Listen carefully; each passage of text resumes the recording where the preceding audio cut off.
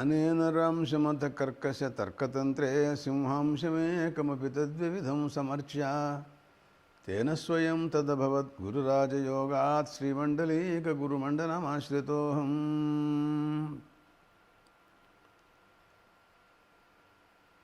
గంధర్వరాజు పుష్పదంతుడు శివాపచార దోష నివృత్తి కొరకు శంకరుణ్ణి గొప్పగా స్తోత్రం చేస్తున్నాడు. ఆయన స్తోత్రం కొంత భాగం సగుణ స్వరూపంగాను కొంత భాగం నిర్గుణ స్వరూపంగా కూడా నడిచింది. సహజంగా స్తోత్రం అన్న తర్వాత ఆయన యొక్క గుణగణాలని వర్ణించటం స్తోత్రంలో ప్రధానమైనటువంటి అంశం. వాటికే ఎక్కువ ప్రాధాన్యం ఇచ్చారు.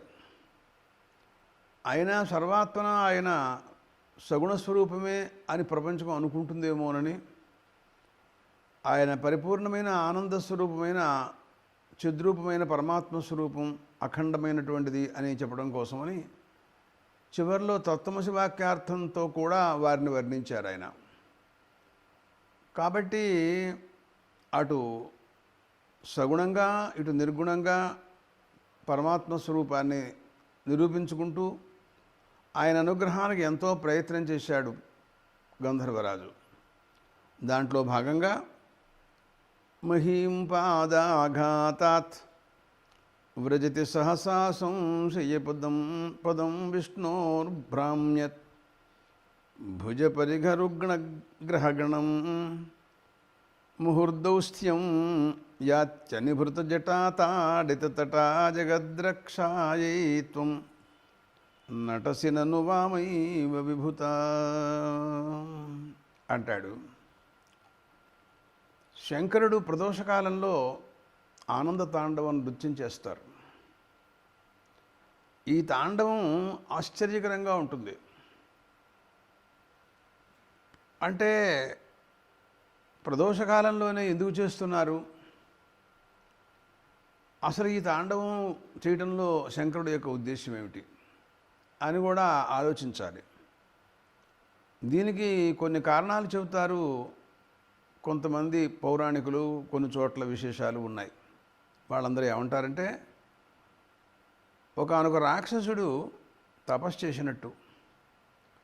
చాలామంది రాక్షసులు తపస్సు చేస్తుంటారు కదా. బ్రహ్మదేవుడి యొక్క వరాలు వాడు పొంది ఆ వరాలతో అత్యంత గర్విష్ఠుడైనాడు.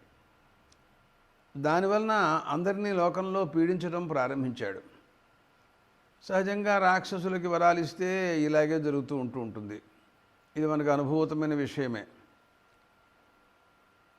అప్పుడు అందరూ శంకరుని ప్రార్థించారు, ప్రభు బ్రహ్మదేవుడి వలన వరాలు పొందాడు,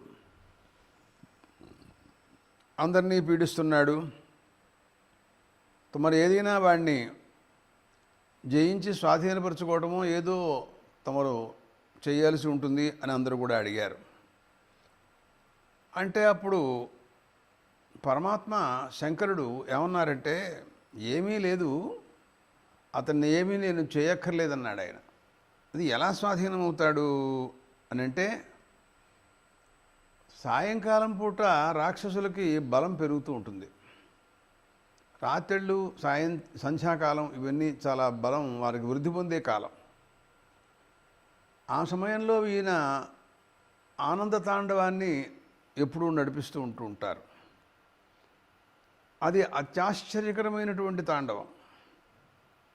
ముల్లోకాలు వ్యాపించి ఆయన బాహువులన్నీ కూడాను అంతరిక్షలోకం స్వర్గలోకం అలాగా వ్యాపించిపోతాయి. ఆయన జటాజూటం అంతా కూడా ప్రపంచం అంతా వ్యాపిస్తూ ఉంటుంది. చూడండి ఈ శ్లోకంలో, మహిం పాదాఘాతాత్ వ్రజతి సహసా సంశయపదం. భూమి మీద ఆయన అడుగులు వేసి అటు ఇటు నృత్యం చేస్తూ ఉంటుంటే భూమి అంతా దుమ్ము అయిపోయింది.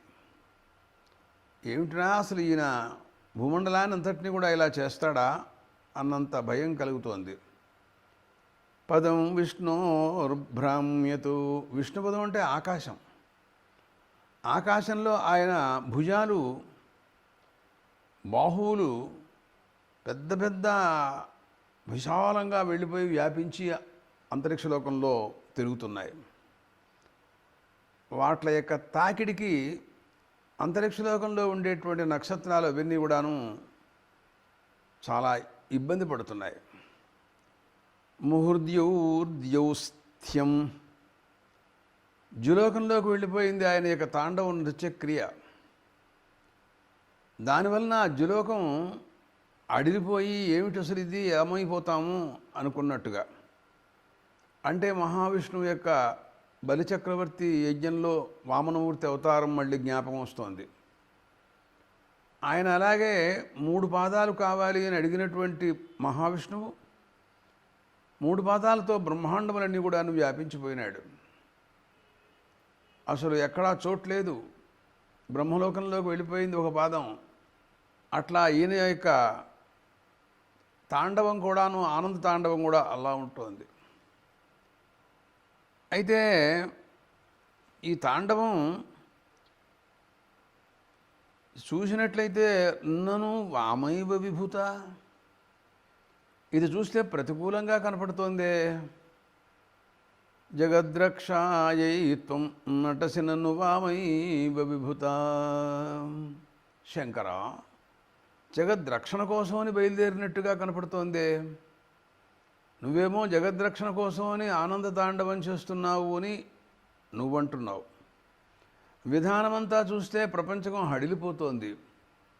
ఇది రక్షణో లేకపోతే ఏదైనా పీడించడమో అర్థం కావటం లేదు.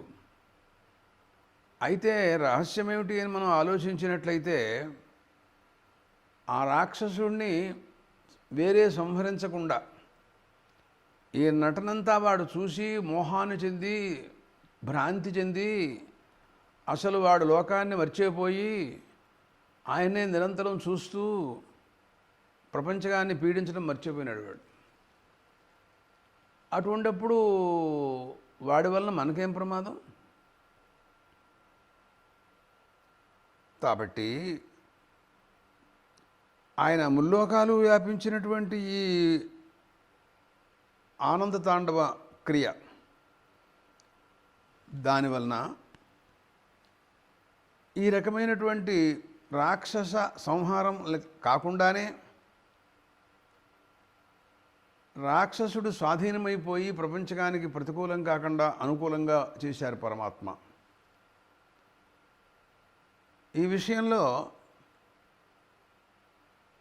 ఏదైనా అనుకూలించడం కోసమై, రక్షణ కోసమై ఒకప్పుడు కొన్ని పనులు ఎవరైనా చేస్తున్నప్పుడు కొద్దో గొప్ప హింస పీడ లేకుండా ఉండదు. అది ఎట్లాగబ్బా అని మనం ఆలోచించినట్లయితే, యుద్ధాని కోసం పెడుతున్నాడు ఒక మహారాజు గారు. ప్రబలమైనటువంటి శత్రు సంహారం అవసరం. సైన్యాన్ని తీసుకుని పెడుతున్నాడు. మార్గమధ్యంలో సైన్యం వలన కొంత యుద్ధం, కొన్ని ప్రాణులు పోవటం కానీ, కొన్ని ఇబ్బందులు జరగటం కానీ జరుగుతూ ఉంటుంది. అనుకోకుండా 2 సేనలలో అక్కర్లేని వాళ్ళు కొంతమంది చచ్చిపోతారు. అనుకున్నవాడు, చావతగినవాడు, ఎవడు చంపాలనుకున్నాడో వాడు కాకుండా ఇంకా కొంతమంది కూడా పోతారు. మరి వాళ్ళని చంపినటువంటి పరిస్థితి వస్తుంది అసలైన వాడిని చంపడం కోసం అని అంటే అంతకంటే చేసేది ఉంది? ఉదాహరణకు మన ఆంజనేయ స్వామి రాక్షస సంహారం కోసమని బయలుదేరలేదు, జానకిని చూసి రమ్మని పంపించారు. మార్గమధ్యంలో అనేక మంది రాక్షసులు అడ్డగించారు, సంహరించేశాడు. లంకిణిని చంపేశాడు. అట్లా లోపలికి వెళ్ళిపోయినాడు. వెళ్ళి తన మీదకు యుద్ధానికి వచ్చినటువంటి వాళ్ళని తను ఉపేక్షిస్తే ఎట్లా? అందుకోసం వాళ్ళని కూడా సంహరించాడు. అనేక మంది, వేల మంది రాక్షసులు ఆయన వల్లనే పోయినారు. మొత్తం మీద బ్రహ్మాస్త్రంతో కట్టేసేసి రావణాసుడి దగ్గర తీసుకెళ్లారు. వీళ్ళందరినీ ఎందుకు సంహరించావు అని అడిగాడు రావణాసురుడు. నేను ప్రత్యేకంగా సంహరించడం కోసం రాలేదు, నా మీదకు వచ్చినప్పుడు ఆత్మ సంరక్షణ చేసుకోవటం నా బాధ్యత కదా, అందుకోసం ఓ తోపు దోశాను, వాళ్ళు చచ్చారు, దానికి నేనేం చేయనన్నాడు. అంచేత ఇప్పుడు ఏమయ్యా రాముడు అడగచ్చు, నేను జానకిని చూసి రమ్మన్నానా లేకపోతే లంకను కాల్చి రమ్మన్నానా అంటే, స్వామి సన్నివేశం అలా వచ్చింది, దానికి నేనేం చేయలేనన్నాడు. అలాగా ఒకప్పుడు మనం మంచి కోసం పోయినా కొద్దో గొప్ప కొన్ని ఇబ్బందులు పడక తప్పదు. అలా ప్రభువు శంకరుడు ఆయన నిజంగా జగద్రక్షణ కోసమనే, ఆ తాండవం వలన జగద్రక్షణ జరుగుతుందిట, దానికోసమనే ఆయన ప్రవర్తించారు. కానీ భూమి కంపించిపోయింది, దుమ్ము దుమ్ము అయిపోయింది, అంతరిక్షలోకం గ్రహ నక్షత్రాలు గ్రహాలు అన్నీ కూడాను పీడింపబడ్డాయి. ఇక ముహుర్దౌస్థ్యం యాతి, ద్యులోకమా అంతకంటే ఇబ్బంది పడింది. ఏమిటి అసలు ఇది అర్థం కావట్లా. అంటే ఇదంతకీ అసలు ఆ రాక్షసుడు మాత్రం వాడు నిశ్చేష్టుడైపోయి వాడు మళ్ళీ ఇంకా జన్మలో ఎవరిని పీడించడం కోసం వాడు ఎల్లడి అయిపోయింది. ఒకచోట మాట్లాడుతూ ఇంకో పురాణంలో మరో చోట పాణిభ్యాం పరితః ప్రపీడ్య సుదృఢం నిశ్చోత్య చ బ్రహ్మాండం సకలం పచేళిమరసాలోచి ఫలాభం పాయం పాయమపాయతస్త్రిజగతీమున్మత్తవత్తైరసైర్నృత్యత్తాండవడంబరేణ విధినా పాయాన్మహాభైరవ అన్నారు. ఆశ్చర్యకరమైనటువంటి విషయం. పాణిభ్యాం పరితః ప్రపీడ్య సుదృఢం నిశ్చోత్య చ బ్రహ్మాండం సకలం. ప్రభువు శంకరుడు ఈ జగత్తునంతటినీ కూడాను ఆయన ఉన్మత్త వేషంలో, భైరవ వేషంలో, భయంకరమైనటువంటి స్వరూపంలో తాండవం నడిపిస్తూ పాయాన్ మహాభైరవ, ఈ ప్రపంచగానంతటినీ రక్షించడం కోసం చేసిన ప్రయత్నం అంటది. అపాయత త్రిజగతీం అపాయత పాయాత్ మహాతాండవడంబరేణ విధిన. మహాతాండవం అనేటటువంటి ఆశ్చర్యమైన క్రియ, ఆ విధితో ఈ ముల్లోకాల్ని రక్షించడం కోసమే ఆయన ఆ తాండవం చేసినట్టుగా ఈ శ్లోకంలో కనపడుతోంది.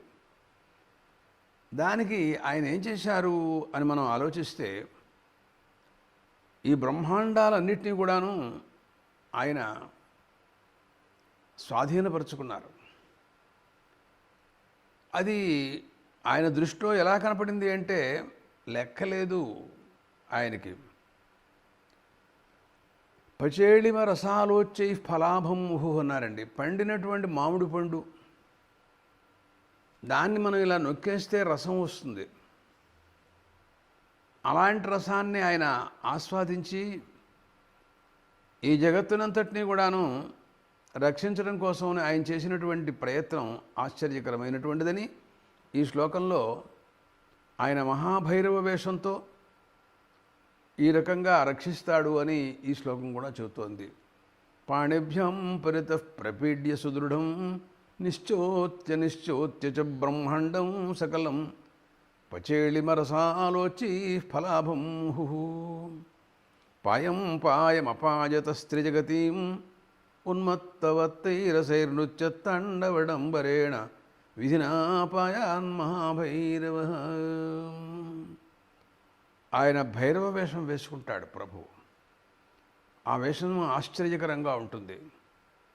ఒకచోట ధ్యాన శ్లోకంలో చెబుతూ ఒక ఆయన అన్నారు, ఆగుల్ఫాసిత కంచుకోడమరుకాశ్లిష్టో లసత్కుంతలీ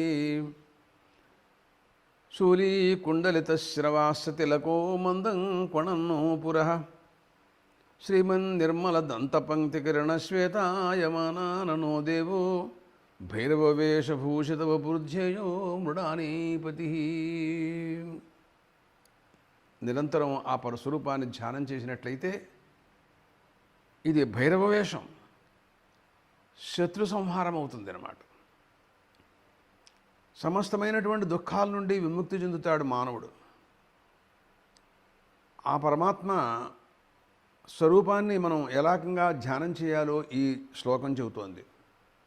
ఆగుల్ఫాసిత కంచుక నఖశక పర్యంతం పైనుంచి చివరి దాకా నల్లటి ఒక బురకాలాగా వేసుకున్నారు ప్రభు. డమరుక శ్లిష్టో లసత్కుంతలి, ఆయన చేతిలో డమరుక ఉంది. ఆయన జుట్టు ఎంతో గొప్పగా, జటాజూటం ఎంతో గొప్పగా ప్రకాశిస్తోంది. శూలం పుచ్చుకున్నారు. రాక్షసుడు సంహారం కోసమని అది గనక విసిరితే ఎటువంటి వాడైనా 3 నిమిషాల్లో మాయమైపోవాల్సింది, అంతే, ఒకటే గుర్తు. ఆగుల్ఫాసిత కంచుకో డమరుకా శ్లిష్టో లసత్కుంతలి శూరీ కుండలిత శ్రవాసతిలకో మందం కొణన్ను పురః. గుండ్రంగా చెవులు, నుదుట తిలకం. మహావిష్ణువు కూడా అలాగే పెట్టుకుంటాడండి. కస్తూరి తిలకం లలాట ఫలకే అని అంటూ మనం ధ్యానం చేస్తూ ఉంటాం. అందరూ పెట్టుకుంటున్నారు ఈ తిలకం. శ్రీమన్ క్వచిన్నూపుర శూలీ కుండలిత శ్రవాస తిలకో మందం కొణన్నూపుర. కాలికి గంటలు, చిరుగంటలు. ఆ గంటలు, ఆ గజ్జలు అవి కొన్ని పురాణాల్లో చెప్పిన మాటల ప్రకారంగా ఆదిశేషువు గంటలుగా మారాడని అంటూ ఇలా చెప్తూ ఉంటారు కొన్ని పురాణాల్లో. కొణన్నూపుర, చిరుగంటలు కనుక కొద్దిగా ధ్వని చేస్తున్నాయి ఆయన నడుస్తున్నప్పుడు. శ్రీమన్ నిర్మల దంతపంక్తి కిరణ, ఆయన యొక్క దంతపంక్తి ఎంతో ధవళంగా, శ్వేతంగా, తెల్లటి కాంతులు విదజిల్లుతోంది. ఆ కాంతులన్నీ ముఖం నిండా పడుతున్నాయి. అసలే తెల్లగా ఉంటాడు శంకరుడు. దానికి తోడు ఈ దంతపంక్తుల యొక్క కాంతి, ఆ తెలుపు దాని మీద పడి ఇంకా తెల్లగా ఉంది ముఖం. శ్రీమన్ నిర్మల దంతపంక్తి కిరణ శ్వేతాయమానానను దేవో ధ్యయో భైరవ వేషభూషిత వబుర్ధ్యయో మృడానీపతి. ఆ రకమైనటువంటి స్వరూపాన్ని నిరంతరం మనం ధ్యానం చేసినట్లయితే మనకి సర్వ ఆపత్తులు, సర్వ దుఃఖాలు పోతాయంటంలో సందేహం లేదు. గంధర్వరాజు పరమాత్మని ఇంతగా ధ్యానం చేశారు. మరో శ్లోకంలో మాట్లాడుతూ ఆయన అంటారు, శంకర వియద్వ్యాపి తారాగణగుణిత ఫేనోద్గమరుచి ప్రవాహో వారాముయ పృషతలఘుదృష్టశిరసితే జగద్వీపాకారం జలధివలయంతేన కృతం ఇచ్చనేనైవోన్నేయం ధృతమహిమ దివ్యం తవ వపుః. శంకర, ఆశ్చర్యంగా ఉందయ్యా నీ యొక్క చరిత్ర. నీ మహిమ ఇంత అంతా అని మేము వర్ణించలేకుండా ఉన్నాం అనుకో ప్రభు శంకర. నీ శిరస్సు యందు గంగ ప్రవేశించింది. అది ఎప్పటిదో ఎక్కడి నుంచో ఆకాశంలోంచి బయలుదేరిందనుకో. ఆ ప్రవాహాన్ని భగీరథుడు ప్రయత్నం చేశాడు. అసలు ఇదంతా కూడా కథ, భగీరథుడి కథ. దాంతో బయలుదేరినటువంటి గంగని ఎవ్వరూ కింద ఆపలేరు ఈ భూమండలంలో. అప్పుడు మళ్ళీ శంకరుని ప్రార్థిస్తే ఆయన శిరస్సు యందు దాన్ని కట్టేశాడు. తన జటాజూటంలో బిగించేశాడు. అది నిజంగా ఎంత జలమో, ఎంత రాశో, జలరాశో మనం చెప్పలేం. ఒక మాట చెబుతాను మీకు. పూర్వకాలంలో అగస్త్య మహర్షి సమస్త సముద్రాల యొక్క జలాన్ని అంతటినీ కూడాను ఆయన ఇలా చేతిలోకి ఆచమనం చేసేందుకు ఈ చేతిలోకి ఎంత నీరు పోసుకుంటామో అంతగా చేసేసాడని ఒక కథ ఒకటి ఉంది. నీళ్లు లేవు సముద్రంలో, నీళ్లు ఎండిపోయినాయి, బీట్లేస్తుంది అది. అది ఏమిటో తెలియదు మరి, అదేదో పురాణంలో కథ.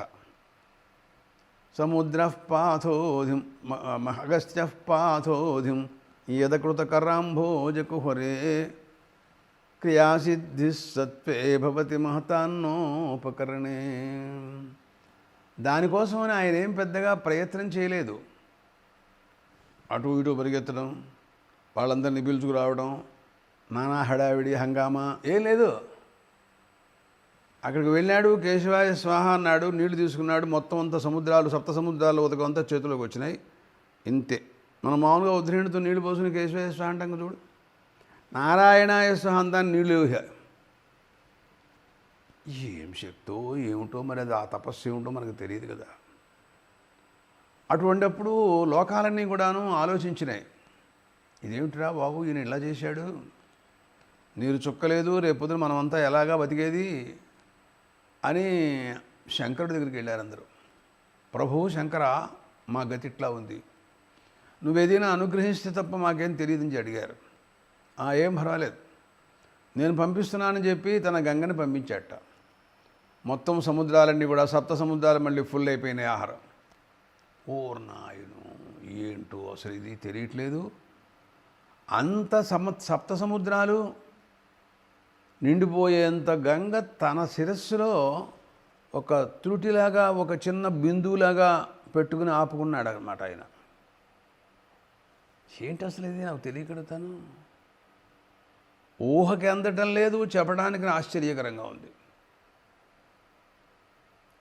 జగద్వ్యాపీ తారాగణ గుణితఫేనోద్గమరుచి శంకర, అంతరిక్షలోకంలో తిరుగుతోంది నీ గంగ నీ శిరస్సు మీద రావటానికి. ఆకాశంలో తిరుగుతుంటుంటే దాంట్లో నురుగులు, బుడగలు, ప్రవాహం, భయంకరమైనటువంటి పరిస్థితి.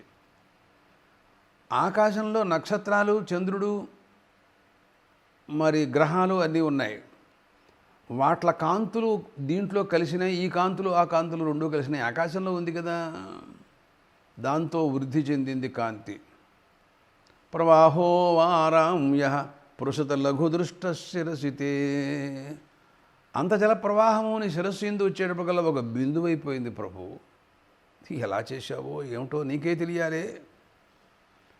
మరి నాకు ఇప్పుడు ఒక భావం కలుగుతోంది, ఏమిటో తెలుసా, సముద్రాలన్నీ కూడా ఎండిపోతే అగస్త్య మహర్షి చేసినటువంటి పనికి అందరూ ప్రార్థించగా మళ్ళీ తిరిగి తన జటాజూటంలోంచి పంపిస్తే సప్త సముద్రాలు నిండిపోయినాయి. మళ్ళీ ఇప్పుడు ఆ సముద్రాల్లోంచి నీరు బయటికి రాకుండా చర్యల కట్టలు ఉంటాయి, ద్వీపాలు, జంబూద్వీపం, సప్తద్వీపాలు, జంబూద్వీపం మంది, అట్లా ఇంకో ద్వీపం క్లౌంచ, ప్లక్ష, ఇలా ద్వీపాలు ఏవో ఉన్నాయట. ఆ నీళ్లు అటుపక్క నుంచి ఇటుపక్క వెళ్లకుండా ఈ ద్వీపాలు ఆపేస్తూ ఉంటుంటాయి. ఆ ద్వీపవాసులందరూ, జంబూద్వీపంలో ఎన్ని కోట్ల జీవరాశి ఉన్నారో చెప్పలేం, వీళ్ళందరి మీద పడకుండా ఈ ద్వీపం కట్టగా ఆపింది ఆ సముద్ర ఉదకాన్ని. అది బయటికి రాదు ఇప్పుడు, అది ఆ హద్దులోనే ఉంటుంది ఈ జంబూద్వీపం. అలాగే ప్లక్షద్వీపం, క్రౌంచ ద్వీపం, మిగతావన్నీ కూడాను మిగతా ఉన్నాయట. అంత నీటిని ఆపడానికి జగత్తులో ఉన్న ద్వీపాలు అన్నీ అడ్డుకట్టగా ఉంటూ ఉన్న పరిస్థితి బాహ్యంలో చూస్తున్నాం మనం. అంత జలము నీ శిరస్సు యందు ఉండకపోతే అగస్త్య మహర్షి తాగేసిన తర్వాత అవి నిండేంత పరిస్థితిని నువ్వు ఎలా తీసుకొస్తున్నావు? నువ్వు అలా తీసుకొచ్చావు అంటే నీ శిరస్సు యందు ఉన్న ఆ బిందువు జలబిందువు మాత్రమే కాదది, సప్తద్వీప సముద్ర జలోదకం అంతా కూడా అన్ని శిరస్సు నుండి ఉందన్నమాట దానికి అర్థం. సరే, ఒప్పుకున్నా. కానీ నాకు కలిగినటువంటి ఆశయం ఏమిటి చెప్పంటావా? ఆ నీరంతా కిందకు వచ్చిన తర్వాత సప్తద్వీపాలు కలిస్తే కానీ ఆ నీటిని ఆపలేకపోయినాయి. అవి అటు ఇటు పోకుండా. ఇదివరకేమో ఆయన తాగేశాడు, ఇప్పుడేమో అటు ఇటు పోయినాయంటే మళ్ళీ ఆ సముద్రం నీళ్ళు వస్తా పోతాయి. అందుకోసం ఆ ద్వీపాలు ఆపేస్తున్నాయి. అంత ద్వీపాలు ఆపుతున్నాయి అంటే కింద భూభాగంలో ఆ ఉదకాన్ని నువ్వు ఆపుకుంటున్నావు అంటే నీ జటాజూటం సప్తద్వీపాల యొక్క ఆకారం అన్నమాట దానికి అర్థం. అది ఓర్నాయను, ఇది ఏంటి అసలు? ఇది అబ్బో ఏం వర్ణన నాకు అర్థం కావట్లేదు ఇది. అలాగా చెప్పాడు. అంటే అర్థం ఆ ద్వీప అంటే ఆ జటాజూటం నీ మహిమ నీ శరీరం ఆ భూమిని ఆ జలాన్ని ఆపింది అంటే అదే మళ్ళీ ఇక్కడికి వచ్చి ఈ సప్తద్వీప రూపమైపోయి నువ్వు ఈ జలాన్ని మళ్ళీ కింద ఆపుతున్నావు ఇక్కడ, అక్కడేమో జటాజూటంతో ఆపుతున్నావు. ఏమిటో తెలియట్లేదు ప్రభు. వియద్వ్యాపీ తారాగణగుణితఫేనోద్గమరుచి ప్రవాహో వారాం యః పృషత లఘుదృష్టశిరసితే జగద్వీపాకారం జలధివలయం తేన కృతం ఇచ్చనేనైవోన్నేయం ధృతమహిమ దివ్యం తవ వపుః. శంకర, ఆశ్చర్యకరంగా కనపడుతోందండి ఇదంతాను అని ఈ రకంగా ఆయన చాలా గొప్పగా స్తోత్రం చేశాడు. అసలు పూర్వంట ఇది మందాకిని అని ఒక భాగంలో, భాగీరథి అని మరో రకంగా ఆకాశంలో వ్యాపించినట్టు, భూలోకంలోకి వెళ్ళి అది భోగవతి అని ఏదో రకరకాలుగా ఉదకాలు ఉన్నట్టుగాను, అదే ఈయన శిరస్సు ఎందు మొత్తం అంతా బిందు రూపంగా అయిపోయినట్టు చెబుతారు. ఇప్పుడు అది ఇట్లా వచ్చిందనమాట. ఈ పైన ఇప్పుడు మళ్ళీ గంధర్వరాజు మాట్లాడుతూ అంటున్నాడు, శంకర రథ క్షోణీయం ఎంత శతధృతిరగ్రే ఇందురథో రథాంగే చంద్రార్కౌ రథచరణపాణిశ్చర ఇతి.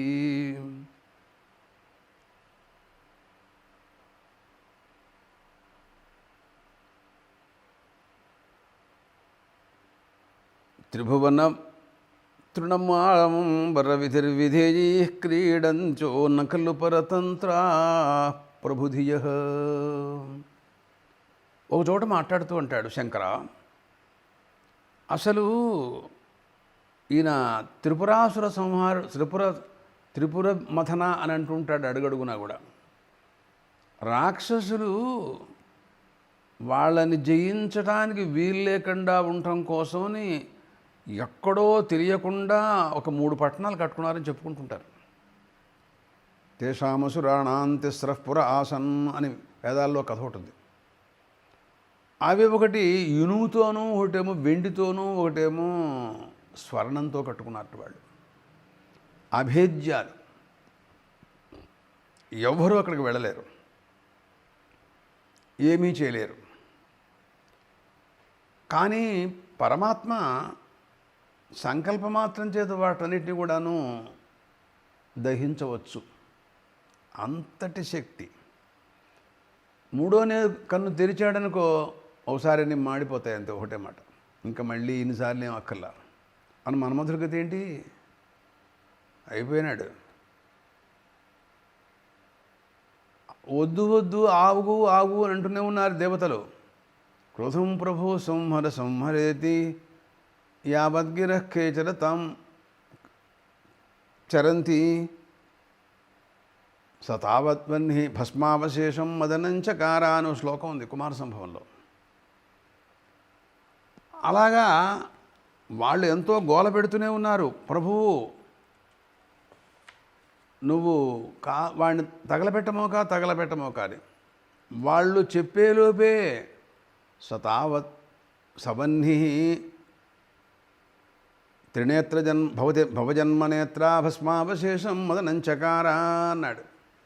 ఆయనలోంచి పుట్టినటువంటి ఆ వన్ని కాస్త బూడిద చేసేసింది. అట్లా నువ్వు తలుచుకుంటే ఏదైనా చేయగలవు.